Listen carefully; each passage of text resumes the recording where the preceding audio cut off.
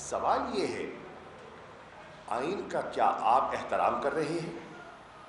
بلاول، میرا آپ سے سوال ہے، کیا آپ آئین کا احترام کر رہے ہیں؟ جب آپ اور آپ کے ابو تھیلے لیے، نوٹوں کے بھرے وزنی تھیلے لیے ممبران کی خریداری پہ تلے ہوئے ہیں اور آپ دروازوں پر دستک دے رہے ہیں اور کہہ رہے ہیں کہ اپنی وفاداریاں تبدیل کرو، کیا آپ نے اس حلف کا ملاحظہ نہیں کیا جس کے تحت بحیثیت ممبر آف پارلیمنٹ آپ نے اوتھ لیا تھا؟ اس سب کے ہم پابند ہیں، بشمول آپ کے۔ ہر ممبر قومی اسمبلی کا پابند ہے اس اوتھ کا جو ہم نے لیا تھا جب ہم نے اپنی ذمہ داریاں ایز ممبرز آف پارلیمنٹ کا آغاز کیا تھا، پہلے ہی اجلاس میں، پہلی ہی نشست میں۔ ہم اس کے پابند ہیں، آپ بھی پابند ہیں۔ آئین کو سبورٹ یا آئین کی روح کو اگر متاثر کر رہے ہیں تو آپ اور آپ کے والد کر رہے ہیں کہ آپ لوگوں کی بولی لگا رہے ہیں، لوگوں کو خریدنے کی کوشش کر رہے ہیں، لوگوں کی ضمیر خریدنے کا آپ نے ایک مشن اور ایک کیمپین کا اجرا کیا ہوا ہے۔ اجتناب کیجیے، باز آئیے، یہ غیر جمہوری اور غیر آئینی ہوگا جو آپ کر رہے ہیں، اور سب کے علم میں ہے کس کو آپ نے کس سے رابطہ کیا۔ مت بھولیے ان میں سے ایسے حضرات بھی ہیں جنہوں نے ہمیں بتایا ہے، جو گفتگو آپ کے لوگ فرما رہے ہیں، جو قیمت آپ کے لوگ لگا رہے ہیں، ہم پوری طرح باخبر ہیں، بے خبر نہیں ہیں۔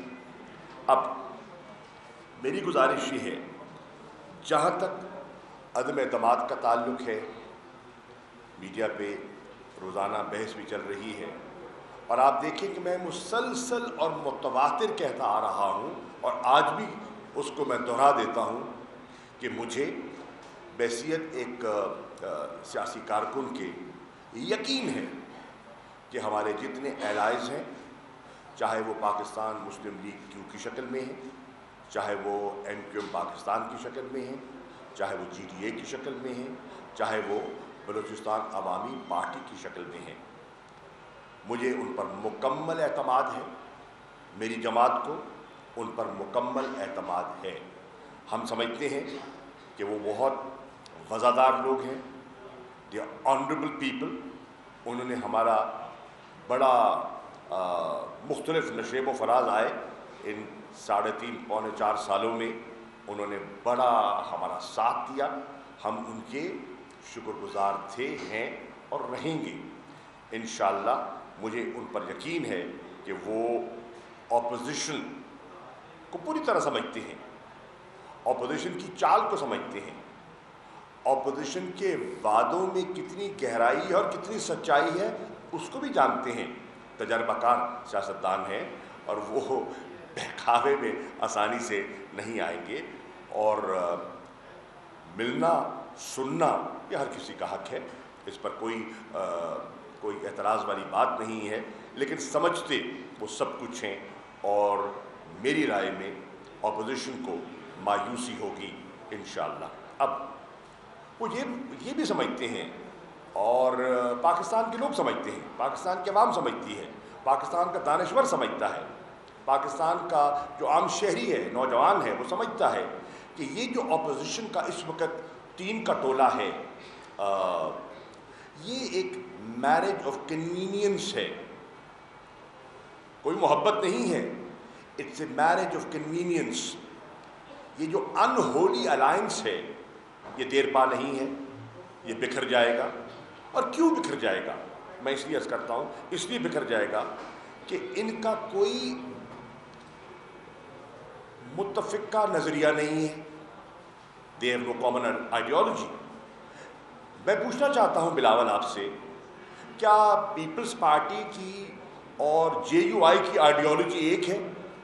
کیا آپ نے مولانا کی آئیڈیالوجی کے اندر پیپلز پارٹی کو ضم کر دیا ہے؟ اگر کر دیا ہے تو بتا دیجئے، کم از کم میرے علم میں نہیں ہے۔ آپ کی آئیڈیالوجی ایک نہیں ہے۔ نمبر 2، کیا آپ کی لیڈرشپ ایک ہے؟ آپ کی لیڈرشپ ایک نہیں ہے۔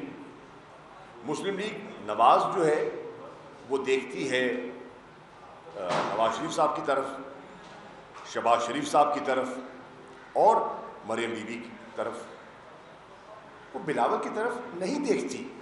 یہ آپ کو یہ کب سے غلط فہمی ہو گئی کہ وہ آپ کے اشاروں پہ چلیں گے؟ وہ آپ کے اشاروں پہ ہرگز نہیں چلیں گے۔ ان کی اپنی جماعت ہے، ان کی اپنی سوچ ہے، اس کے مطابق وہ آگے چلیں گے۔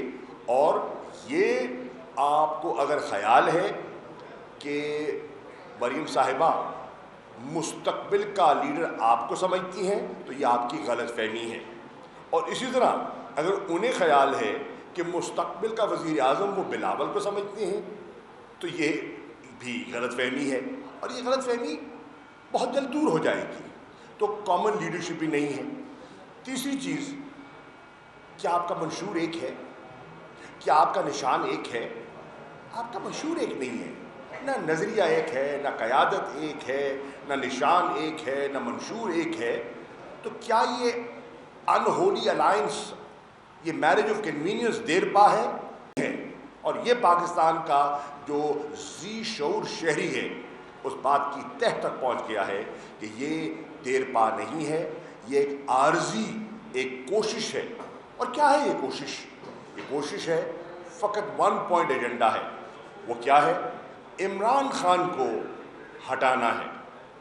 ملک بنانا ہے یا نہیں بنانا اس سے غرض نہیں ہے، عمران خان کو ہٹانا ہے۔ عمران خان سے خوف ہے۔ کیوں ہے خوف عمران خان سے؟ یہ بھی لوگ سمجھ گئے ہیں کہ عمران خان سے یہ خائف کیوں ہیں، اس کے عزم سے کیوں گھبراتے ہیں، یہ لوگ اس بات کی تہ تک پہنچ گئے ہیں۔ پھر سوچنے کی بات یہ ہے، اور پاکستان کا شہری یہ بھی سوچ رہا ہے کہ یہ جو سارا آپ نے کھیل رچایا ہے آئینی ہے، آپ کا حق ہے، ہم تسلیم کرتے ہیں، لیکن اس سے ملک کو کتنا فائدہ ہو رہا ہے؟ کیا اس بے یقینی اور انسرٹنٹی سے پاکستان کی معیشت کو فائدہ ہو رہا ہے؟ کیا اس سے سرمایہ کاری بہتر ہو رہی ہے؟ کیا اس کا سٹاک مارکیٹ پہ مناسب اثر ہو رہا ہے یا نہیں؟ لوگ اس کا جائزہ لے رہے ہیں۔ کراچی کا کاروباری طبقہ لاہور کا، فیصل آباد کا، گجرانوالہ کا، سیالکوٹ کا، ملتان کا غور کر رہا ہے کہ یہ جو آپ کر رہے ہیں اس سے انہیں یا معیشت کو فائدہ کتنا ہے اور نقصان کیا ہے۔ نمبر 2، وہ یہ بھی سمجھتے ہیں کہ اس صورتحال سے، یہ جو انسرٹنٹی کی صورتحال آپ نے پیدا کرنے کی کوشش کی ہے جس میں آپ کو ناکامی ہوگی، اس سے افغانستان کا جو مسئلہ ہے ہمارا، وہاں کے امن کا، استحکام کا، جو مسلسل ہم کاوش کرتے آ رہے ہیں، انٹرنیشنل کمیونٹی کو انگیج کر رہے ہیں، ان کو ایک پیج پر لا رہے ہیں تاکہ وہاں امن ہو، استحکام ہو، کیا اس سے خدمت ہو رہی ہے؟ پہلے ہی آپ دیکھ رہے ہیں کہ دنیا کی توجہ بٹ گئی ہے۔ پہلے افغانستان کی طرف جو فوکس تھا اب وہ تقسیم ہو چکا ہے، وہ افغانستان سے نظریں اب اوجھل ہو گئی ہیں اور وہ فوکس ہو گئی ہیں یورپ پر۔ اور پھر آپ جب یہ کھیل کھیلیں گے تو پھر آپ افغان بھائیوں کی خدمت کر رہے ہیں یا ان کے مفادات کا نقصان کر رہے ہیں۔ نمبر 3، آپ یہ جو بے یقینی کی صورتحال پیدا کر رہے ہیں، کیا آپ کا مشرقی جو سرحد پہ بیٹھا ہے، کیا اس کی آپ حوصلہ افزائی کر رہے ہیں یا حوصلہ شکنی کر رہے ہیں؟ اور پوری دنیا نے دیکھا کہ کس طرح انہوں نے پاکستان پر ایک میسائل داغا جس کو وہ کہہ رہے ہیں ایکسیڈنٹل اور ٹیکنالوجیکل فیلئر ہو گیا۔ کیا آپ ان کو کیا اشارہ دے رہے ہیں؟ اور اگلی بات یہ ہے کہ اس گلوبل سچویشن میں جو اس وقت بنی ہوئی ہے، جو یورپ کی سیکیورٹی ہے یا اس پہ جو پاکستان جو اپنا ایک رول پلے کر رہا، اپنا ایک کرنا چاہ رہا ہے، جس پر آپ کنفیوزڈ سگنلز دنیا کو دینا چاہتی ہیں، اس سے کیا آپ ملک کی خدمت کر رہے ہیں